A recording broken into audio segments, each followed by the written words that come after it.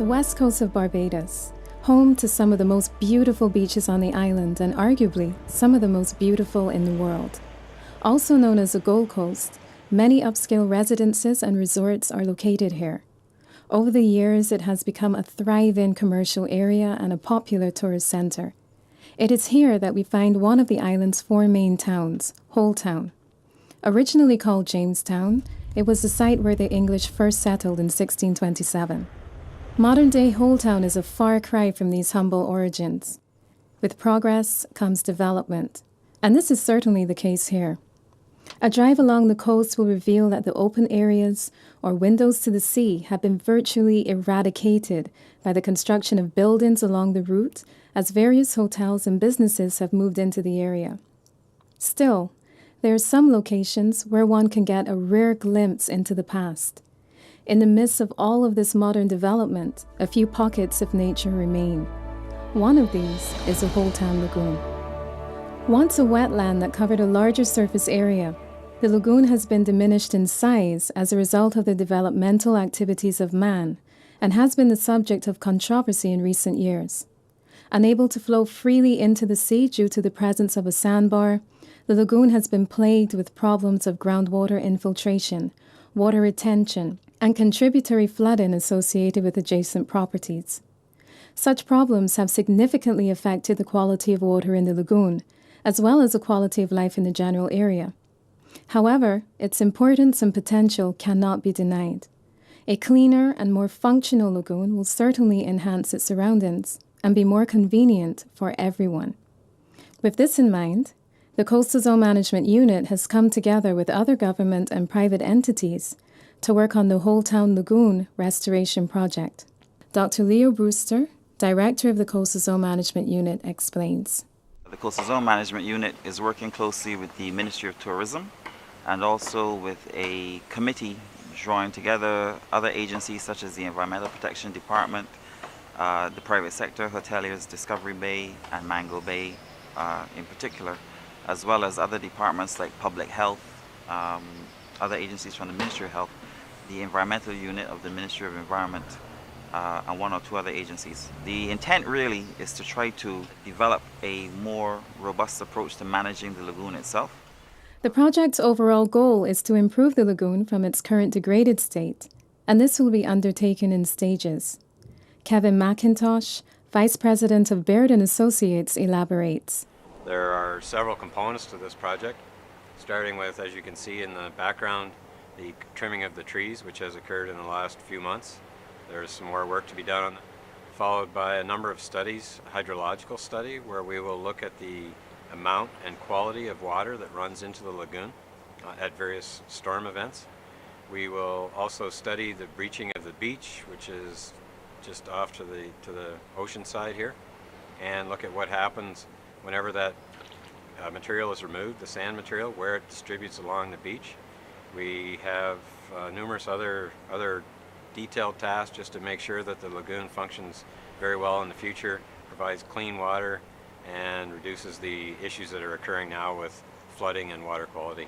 One of the major issues affecting the area is the presence of large numbers of cattle egrets. Attracted by the tall trees, these birds have come to settle by the lagoon, claiming it as home. While they make for a spectacular sight at night, what is left in their wake is anything but. They converge on the area in their hundreds, inevitably leaving their mark. Like all living beings, egrets must excrete undigested matter. But when this is done in such numbers and on such a large scale, it can be overpowering. Their excretory material, otherwise known as guano, can be found wherever the birds have traveled.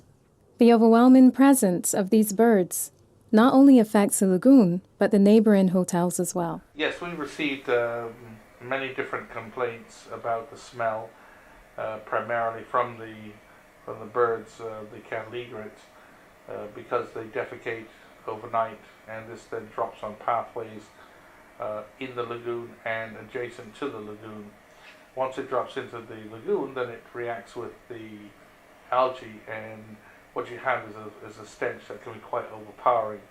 And this is obviously a problem for us because it's cost us quite a lot of money over the years in refunds to refund people who've not enjoyed themselves. Since the tall trees make a perfect home for the egrets, the first phase of the project aims to tackle this by trimming these trees to a height which the birds will not find so attractive. It will essentially encourage them to relocate. The idea is not to eradicate the birds or to drive them away from the lagoon entirely. Neither is it the goal to destroy the trees, which have been part of the landscape for decades. As troublesome as the birds' activities may be, they still have their place here. The trimming of the trees should encourage them to move away from the problem area, while in the long term, efforts will be made to provide a more suitable roosting site for them here. As you can see behind me and around me, one of the principal problems we face is the nesting and roosting of cattle egrets at this site. It has posed a considerable problem to the Discovery Bay Hotel, to the point where in some situations it could almost be considered a health hazard. We have no idea as to the total numbers of birds that would be in this area, but we could figure it's in excess of 500 on an evening. And therefore they have a noise problem, an odor problem, and also a feather problem and feces problem, as you can see. As a result of doing that, and after years of populating this site, it's become essential that we actually trim back the trees to what we consider to be an acceptable height in order that the roosting problem can be addressed. We think this is the most non-disruptive way of dealing with the birds, and in the longer term there are plans to consider the development of an artificial roosting site towards the middle of the channel, which is in essence going to allow the birds to move from the banks themselves into the main water body area where they can roost quite peaceably. The trimming of the trees would also allow for air to circulate properly around the area. Gibson Fields Tree Services handle this phase of the project. We have been contracted to trim the mangroves on the northern boundary to 20 feet and also to trim the casuarinas to around 20 feet. The mangroves on the northern side of the lagoon have grown right over and above the water. It's sort of, in a way, choking the airflow which comes from the east to the west towards the sea. The idea is to open the mangroves a bit so the air can circulate right over the water. To compound the problem, you have the egrets living in the trees around here. They sleep here on the night and they make a terrible mess as far as flies and so on go. And so by cutting the casuarinas to 20 feet, this will sort of discourage the egrets from coming in this area. The second phase of the project deals with the essential and effective management of the water flow, both in and out of the lagoon, particularly in relation to flooding. This is a complex process which must be done in several stages, and data collection is essential. It is necessary to monitor and measure the amount of rainfall in the area, or more specifically, the volume of water that comes into the lagoon. The Coastal Zone Management Unit has found a way to do this via the installation of two important devices. The Coastal Zone Management Unit is installing a weather monitoring station on Mango Bay's property as well to start monitoring the overall frequency and levels of rainfalls that is occurring in the Holetown area, specifically in and around the lagoon. And that will also measure things like temperature and wind speeds and directions as well. That will further enhance the network of weather stations that we have around the island that we've been systematically installing over the last 2.5 years. Another factor that must be taken into account is the condition of the lagoon at certain times of the year. Naturally, the management of the lagoon in the dry season would be different from its management in the wet season, since the volume of water involved is vastly different. In terms of the wet season and the dry season, they are very distinct, and how the lagoon itself will be managed during those periods is different. In one case, in the dry season, there will probably be water pumped into the lagoon on a daily basis to dilute the water that's in there, stagnant water. And then in the wet season, the issue is typically when do we breach the sandbar at the mouth of the lagoon. The driving rains of the wet season descend upon the island each year between the months of June and November, and the Holetown area is one of the hardest hit, leaving residents and businesses at the mercy of the rising floodwaters. Area businessman Clifton Paravicino is no stranger to this. The river next door, when it's nice and clean, is lovely. but when the rain falls and it floods, it is a menace. In 1995, when we had unusual rains, this whole area was flooded and many of our staff lost their motor cars. And every year as we have the rains, we experience problems, not as bad as that year, but in some instances, I remember 3 times last year, we had to close the office early because I didn't want the staff to be marooned here and can't get home. The water doesn't only come from the river next door, it starts from way up by Sunset Crest and comes down. And sometimes the river is full for days and it can turn an awful color green and the smell is objectionable. But we have not had any heavy rains yet this year, so we have had no problem. But it would certainly improve the entire area if something could be done about the flooding. But what can be done about the flooding? In order to deal with the issue of flooding in Holetown effectively, one must first understand how it comes about. This too is a complex process. It is not just a matter of heavy rain falling in the area and flooding the lagoon.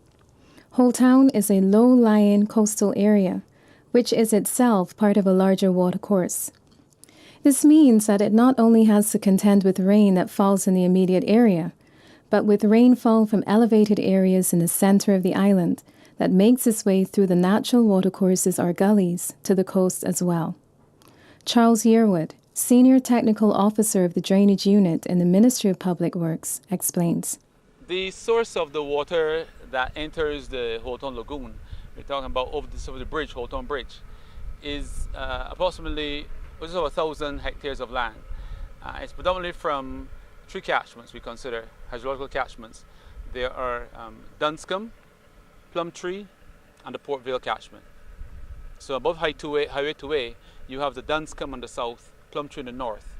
The Dunscombe one is really Highclere farmers content Pori Spring into Dunscombe. And you have the Plumtree, which is South Apes Hill, Hillaby, Moss Bottom, and into Plumtree.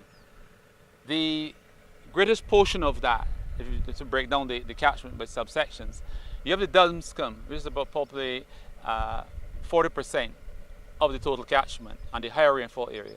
The Plumtree is about just under 20 or so percent of the total catchment, and the rest of it, and all of this is within upstream of Highway 2A or the Royal Map Highway. The residual amount, just under 40%, is downstream of Highway 2A, which encompasses the area of Greenwich Village, Port Vale, Ridgeway, Seaview, Lascelles, and Trench South. As rain falls in the areas mentioned, the water flows downhill through various watercourses through the Holetown Gully before it converges on Holetown. Here now is engineer Ralph Adams. Moving on up the gully, we're now here at the first major fork.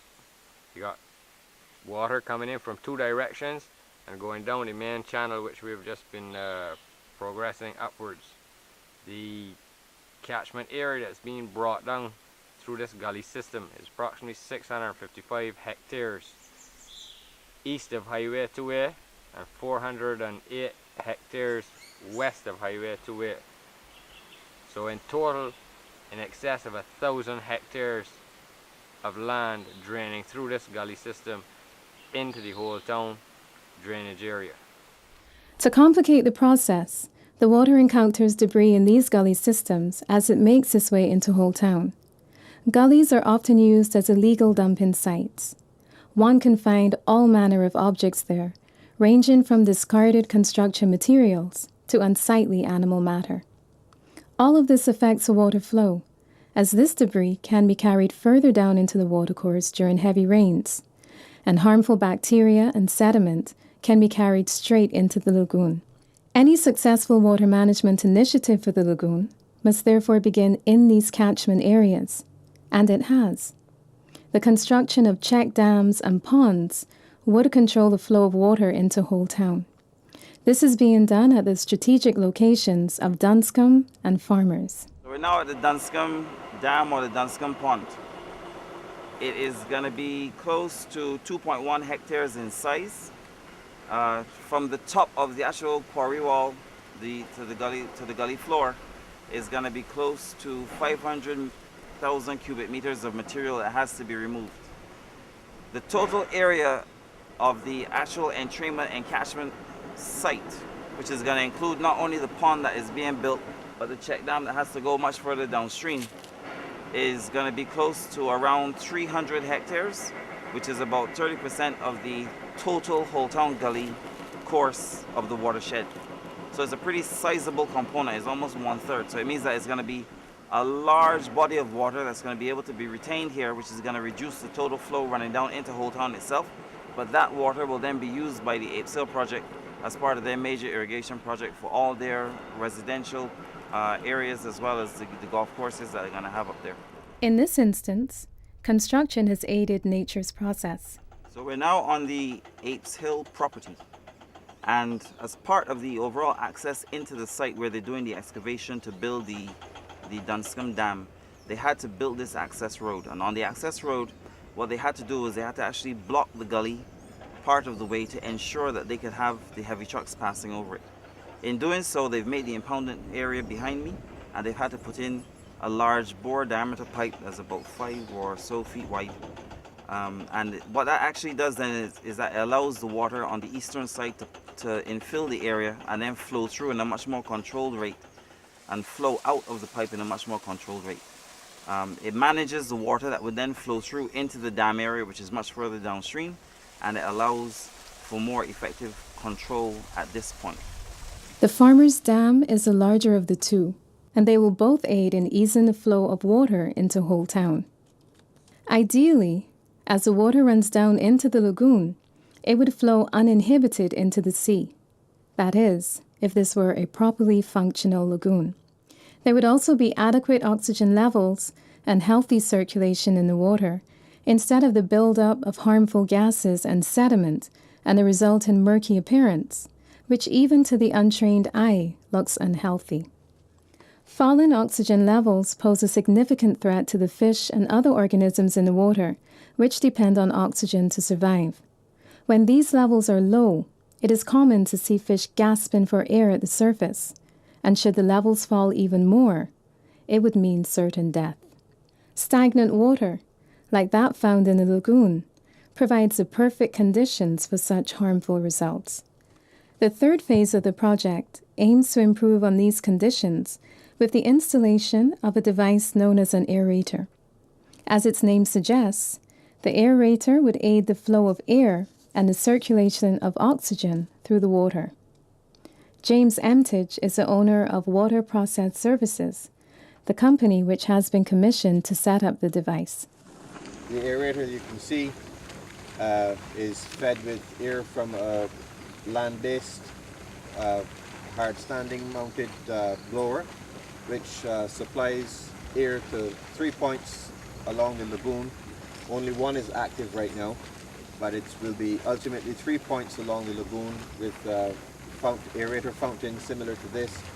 It's via a PVC pipe manifold running from the blower to these 3 points along the shore. The air supply to that aeration device comes via the blue line that you will have seen from the shore, and it is proposed that we would probably, having refined this prototype, deploy about 3 total of these items or devices in the lagoon. With the aerator in place, the water still needs to be refreshed on a regular basis. It is necessary to allow the flow of fresh water into the lagoon as the stale water is pumped out to sea. This is important during the wet season as well, when large volumes of water flow into the lagoon and result in flooding. The only solution is for the sandbar to be breached at regular intervals. This is where the device known as a fluidizer comes into play. More importantly, the Coastal Zone Management Unit is going to build a fluidizer under the beach at the mouth of the lagoon, which is supposed to ease the process of sand breaching when we have heavy rains. That is supposed to help alleviate some of the flooding problems that affect these properties, both Discovery Bay, Mango Bay, and the Realtors building by the bridge when there is excessive flooding in Holetown. If we can breach the mouth of the lagoon a lot sooner, it means that there's less retention of water within the lagoon, and it means that more water can get out to the sea faster. So how exactly does the fluidizer work? As with many aspects of the project, it is an intricately detailed process. We've developed a fluidizer system, which is a series of pipes that run along the wall of the drain and then out through the beach, underneath the beach, to liquefy the sand and allow the drain to drain out to sea. And the owners or the government, whoever happens to control the particular facility, is able to time when the drain releases the flow out to sea. It's a very unique system in that we pump water up to 300 gallons per minute on either side. So we have a capacity to pump 600 gallons per minute, 300 on each side, to fluidize the sand, create a pathway from the drain to the sea as we desire, and allows all the rainfall to move out to the ocean. Whenever there's a rainfall event, it can be readily turned on, and it automatically allows the flow to bypass the beach and go on out. But why is it important to have a functional lagoon? Why is such a huge effort being made here? The reality is that with all of the problems that have plagued the area, improving the state of the lagoon would certainly have its benefits. Lagoons, even a degraded one such as this, do have their functions. One of these is ecological, as they provide a safe haven for young fish and a filter or settlement or retention area for what flows into the sea from the gully system. One of the things that these lagoons, or ecological purposes that these lagoons serve, is as a nursery for young fish. Young fish, after being spawned, will come in here because it acts as a point of refuge from the predators that would normally prey on them. Mangroves actually provide a kind of ecosystem service where when water comes down, the nutrients in the water are taken up by the trees so that what goes into the sea has less nutrients, therefore causes less damage in the sea. On the subject of trees, there are several types that can be found here. These include seaside almond, white mangrove, sea grape, and the tree commonly known as cat's blood, which is widely used for its red dye in the making of cosmetic products. The lagoon is also one of the few places where certain species can be found. There is a particular brackish water snail which is found in only a few places on the island, and the Holetown Lagoon was one of those places where it was found. But as we sort of continue to degrade these environments, it means that these organisms are no longer going to be able to survive. And so what we're going to find is that we're going to keep on losing the organisms that have been here for so long. And I think it's important that we try to conserve as much as possible what we have left.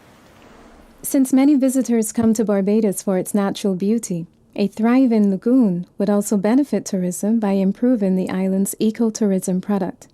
Its west coast location is ideal, given its proximity to numerous hotels and businesses, many of which would welcome the added attraction. Some, like Christopher Towner, believe that the right balance between nature and progress can and must be found. The reality is, in today's world, that mankind has developed his environment to live in. He's put down buildings in this particular area, mostly hotels or restaurants. We have an office building. And so you can't ever take that back. So in trying to beautify or improve the landscaping and the physical environment, I think the best thing to do is try and reach a blend. Put in some things that might imply the original nature of the property, such as the papyrus, for example, but also to have some mown lawn, some manicured lawn, and some flowering trees that perhaps would not have been there 100 years ago. I think we need to look at beautifying or improving an area in the context of today's world and what that area is used for, both by nature and by mankind. In essence, this is what the Holetown Lagoon Restoration Project aims to do by attempting to rescue the lagoon from further degradation. The entire process will allow for a better quality of life in Holetown by addressing the serious problems of flooding, foul odors, and poor aesthetics. It will also ensure that the lagoon will not be overshadowed or left behind by all of the development in the area, and that it will be given a chance to reach its full potential via landscape integration. Like all of our precious natural reserves which remain, it should be preserved, for it too has a unique contribution to make to the future of Barbados. Several similar yet smaller coastal lagoons occur along the west coast of Barbados. Their functional uniqueness cannot be downplayed, and their significance in the protection of the nearshore environment is also undervalued. Such systems ensure that Barbados has a coast to be proud of.